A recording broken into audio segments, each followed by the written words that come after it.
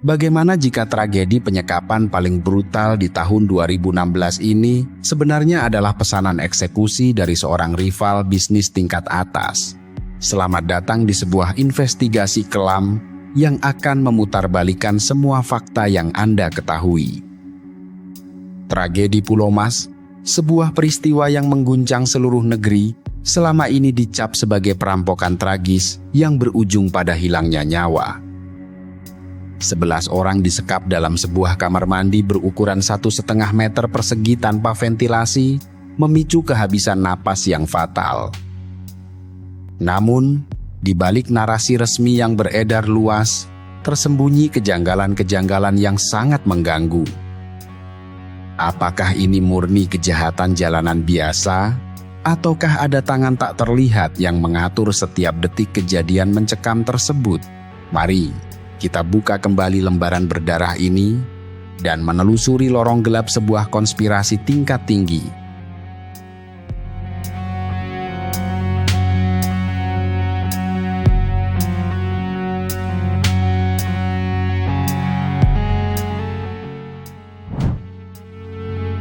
Mari kita pusatkan perhatian pada sosok yang menjadi pusat dari pusaran misteri ini. Sang pemilik rumah, yang akan selalu kita ingat sebagai arsitek brilian, adalah seorang pengusaha sukses yang baru saja memenangkan tender proyek-proyek raksasa bernilai triliunan rupiah. Posisinya di dunia bisnis konstruksi sedang berada di puncak kejayaan, mengundang kekaguman sekaligus memancing kedengkian yang amat sangat dalam dari para kompetitornya. Di dunia di mana uang dan kekuasaan berkuasa, kesuksesan yang terlalu gemilang seringkali menjadi tanda bahaya. Sang arsitek tidak tahu bahwa cetak biru kesuksesannya telah menggambar target yang jelas di punggungnya sendiri. Setiap langkah kemenangannya dalam bisnis, tanpa disadari membawanya selangkah lebih dekat menuju jurang kematian yang telah disiapkan secara matang oleh mereka yang bersembunyi dalam kegelapan.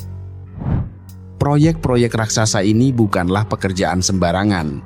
Salah satunya adalah renovasi kawasan olahraga terbesar di negara ini, sebuah ladang basah yang diperebutkan oleh para raksasa bisnis dengan segala cara yang mematikan.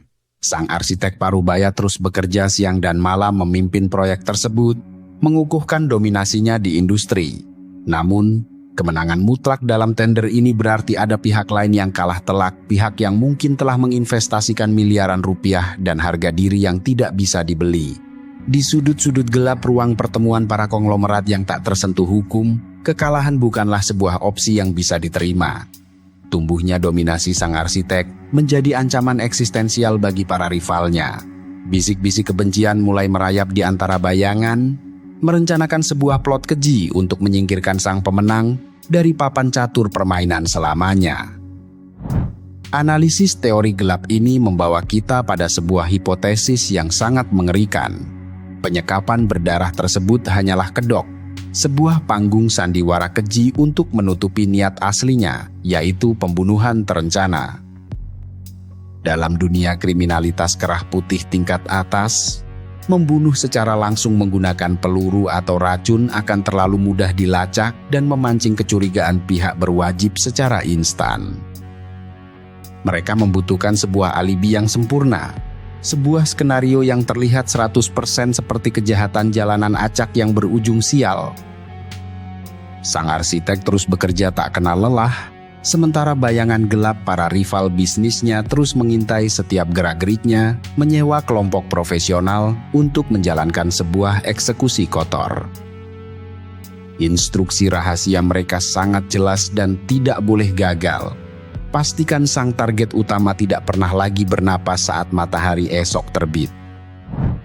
Tanggal 26 Desember tahun 2016, sebuah hari libur yang seharusnya penuh dengan kedamaian dan kehangatan keluarga, berubah drastis menjadi arena eksekusi yang dingin. Sebuah kendaraan perlahan mendekati gerbang rumah mewah di kawasan elit Pulau Mas tersebut. Suasana pagi itu seolah diselimuti oleh aura kematian yang sudah mengintai sejak lama. Para pelaku masuk ke dalam pekarangan rumah, dengan ketenangan yang sangat menakutkan, sebuah ketenangan terstruktur yang hanya dimiliki oleh mereka yang telah mempelajari peta lokasi dan kebiasaan korban secara mendalam. Mereka sama sekali tidak terlihat tergesa-gesa atau gugup layaknya maling amatir. Mereka tahu persis siapa target bernilai tinggi yang sedang mereka buru. Ini adalah operasi senyap dari predator mematikan yang sedang menjemput mangsa utamanya tanpa ampun. Begitu kelompok kriminal ini berhasil menembus pertahanan utama rumah mewah tersebut, sandiwara perampokan pun mulai dijalankan dengan penuh ancaman. Mereka mengumpulkan seluruh penghuni rumah di bawah todongan senjata yang mematikan, memaksa semua orang untuk tunduk tak berdaya. Sang arsitek dipaksa menyerah dalam ketidakberdayaan yang menyesakkan dada. Namun, jika kita mengamati dengan teliti setiap rekonstruksi kejadian, perhatikan baik-baik gerak-gerik janggal para pelaku ini. Mereka secara aneh tampak mengabaikan banyak sekali barang berharga bernilai miliaran yang berserakan dengan mudah di depan mata mereka. Fokus tajam para penyusup ini secara konsisten selalu kembali mengunci kepada pergerakan sang arsitek, menjaga dengan sangat ketat agar ia tidak memiliki celah sekecil apapun untuk melawan. Sandiwara mengerikan ini dimainkan dengan sangat rapi untuk menutupi niat pembunuhan aslinya. Kemudian, tibalah momen yang paling tidak masuk akal dalam seluruh sejarah perampokan rumah.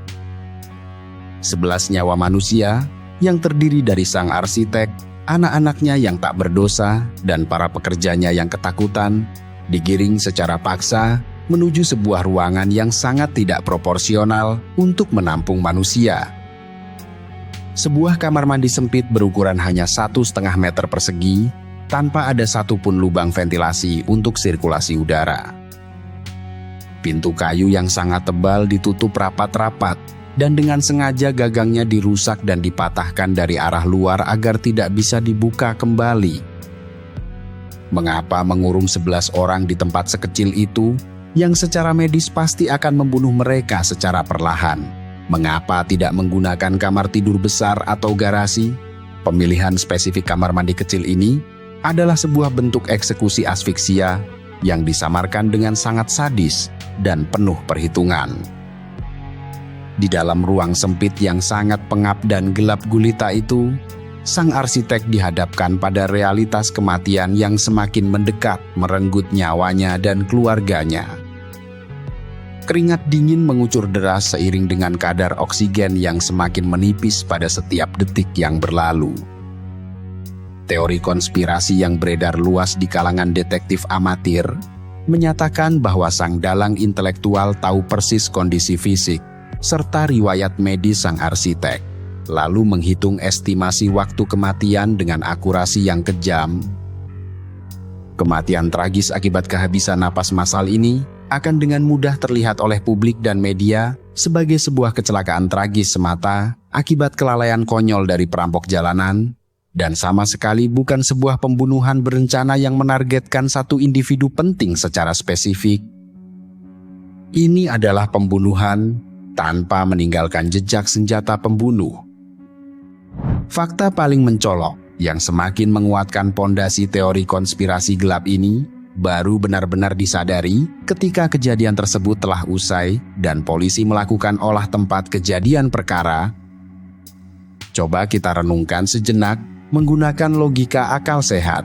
Jika ini murni digerakkan oleh motif ekonomi dan keserakahan semata, lalu mengapa deretan mobil-mobil sport sangat mewah yang berbaris rapi di garasi sama sekali tak disentuh atau dibawa kabur? Mengapa koleksi jam tangan bermerek yang bernilai ratusan juta rupiah serta perhiasan berharga yang tergeletak di kamar utama dibiarkan begitu saja oleh para pelaku? Mereka membiarkan harta karun tersebut dan hanya mengambil beberapa barang kecil untuk sekedar formalitas. Semua barang berharga yang tertinggal murni itu berteriak nyaring dalam keheningan, membuktikan secara absolut bahwa menguras harta kekayaan sama sekali bukanlah tujuan utama dari operasi sadis ini.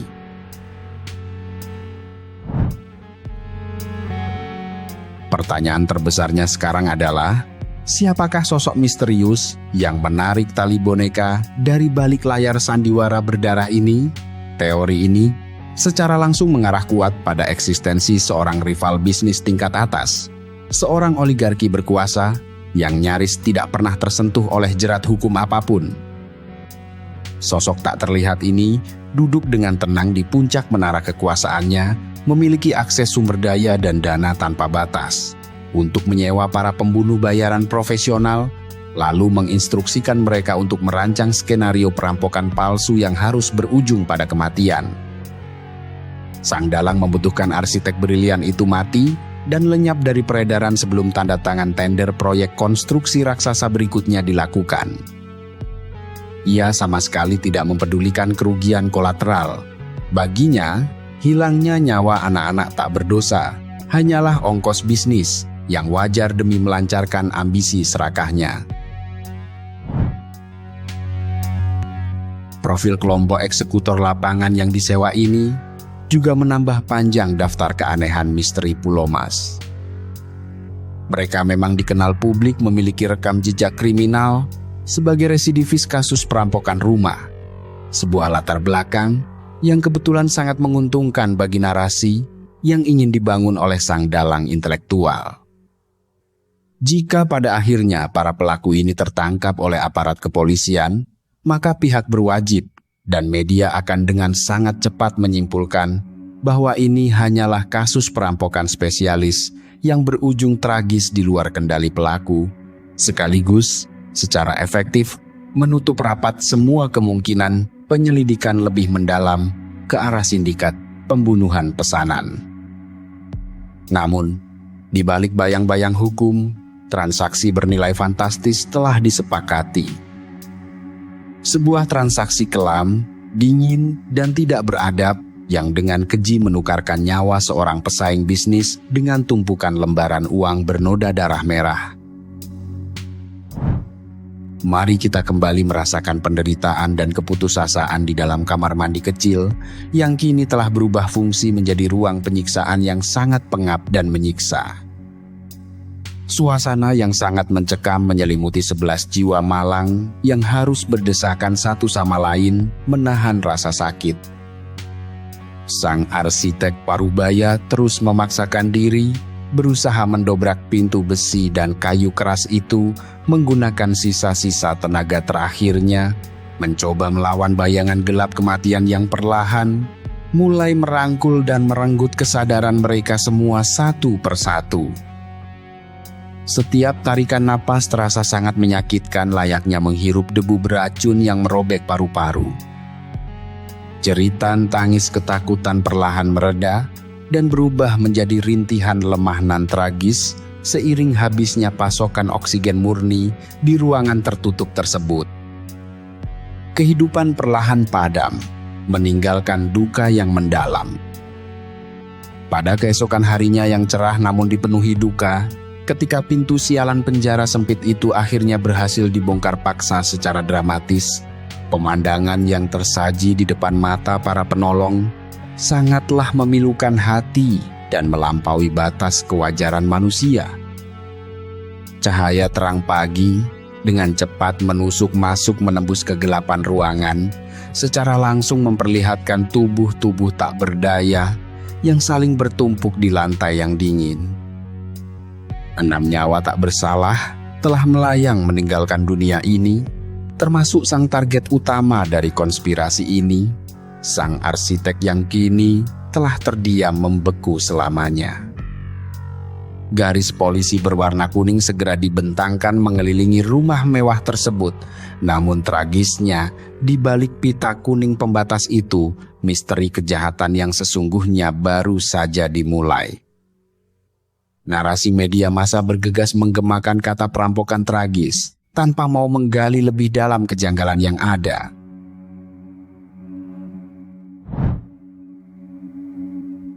Walaupun pada akhirnya hukum negara berhasil menangkap, memproses, dan mengadili para pelaku lapangan yang melakukan eksekusi fisik, nyatanya masih terlalu banyak kepingan puzzle berdarah ini yang terasa tidak pas dan hilang begitu saja.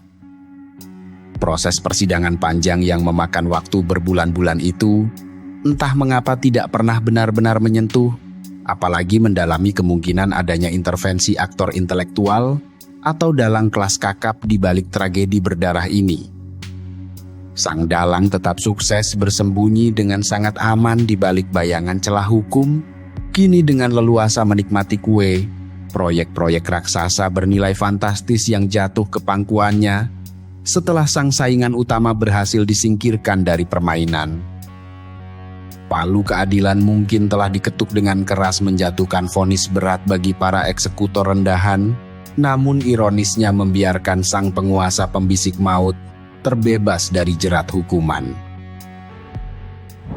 Hingga detik ini, rumah mewah megah yang menjadi lokasi saksi bisu di Pulau Mas itu berdiri dengan sunyi dan membisu, seringkali diselimuti bayangan gelap malam hari dan aura mistis yang tak pernah benar-benar bisa dihilangkan dari ingatan warga sekitar. Ia adalah sebuah monumen kesedihan, sekaligus saksi bisu tak terbantahkan dari sebuah konspirasi berdarah yang disamarkan dengan perhitungan sangat sempurna dan kejam. Kita mungkin memang tidak akan pernah mendapatkan bukti fisik konkret yang cukup kuat untuk menyeret dan menjerat sang rival bisnis tingkat atas pencabut nyawa tersebut. Namun deretan kejanggalan tak terjawab dari tragedi Desember tahun 2016 ini akan selalu menghantui dan mengusik akal sehat kita. Ingatlah dengan baik, di dunia yang kejam di mana uang, jabatan dan kekuasaan bertindak sebagai raja absolut, hampir tidak ada tragedi sebesar ini yang terjadi hanya murni karena kebetulan semata.